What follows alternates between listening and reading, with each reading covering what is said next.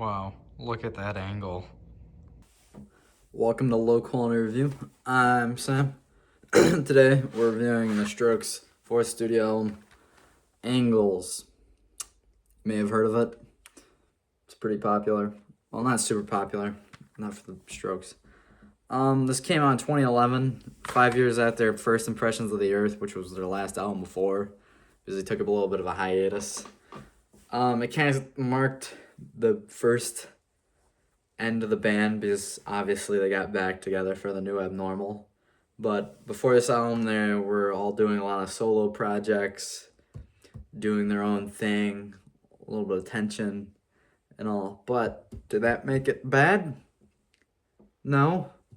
Did it make it good? Debatable. Um, it's a different sound, definitely. It kind of went away from their sound that they created, and they took a lot more inspiration from 80s sort of new wave, 70s music. There's a lot more synths on this album. I call it, there's some songs that are like synth pop. The end, Life is as Simple as Moonlight. I like that song. Good song. More synthy. But yeah, there's a lot more stuff going on in terms of instruments, drum machines, synths. But yeah, we'll get right into it. So in terms of the overall sound, like I said, it's more synthy, poppy. I'd call it more poppy. The guitar is still very melodic, still playing a lot on the lighter strings, like the Strokes do. It still has all the elements of Strokes. Everyone loves the Strokes, but you can definitely tell they're going in a sort of different direction. So for people who are big fans of the first two albums, I don't know if they'd necessarily automatically like it.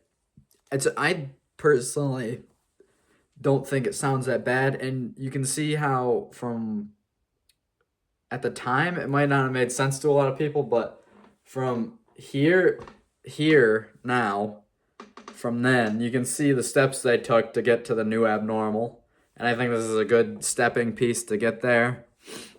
So I think it's appropriate in their discography, but yeah. So we'll get into the tracks. So starts off strong with Machu Picchu. Sort of got that I don't even know vibe.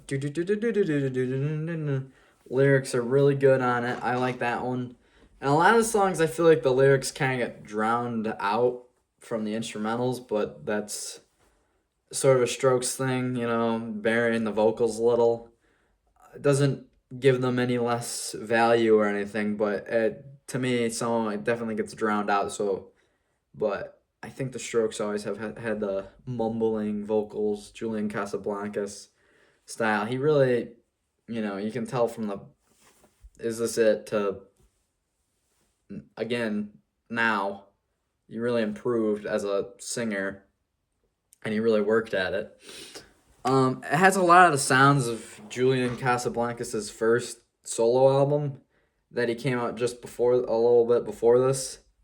So I can see the steps and how it got here, but there's some songs that just kind of, after I keep listening to them more and more, I listened to this like 5 times in the last day, so maybe it's just repetitive, but like You're So Right, Games, Two Kinds of Happiness, they just are drowning out for me. I just think they're whatever to me. They don't resonate much with me. It's still like Under the Cover of Darkness kind of has that old Stroke sound to it, but personally, I really like Call Me Back and Gratification. um Life is Simple in the Moonlight. Like I said, that's a really synthy sound for him, and that's like a synth pop thing. But I think it works really well. For it being a closer, is it the strongest closer ever? No, but it really grew on me the more I listened to it, and I like it now. I mean, when I first heard this, like I don't know, 3 years ago, personally to me, I didn't have that catching my ear much. But Metabolism, Gratification, Call Me Back, Under the Cover of Darkness, Machu Picchu, all really good, right? Like what is it? You're So Right kind of sounds like to me a boss battle song. And so does Gratification, like the riff that's going.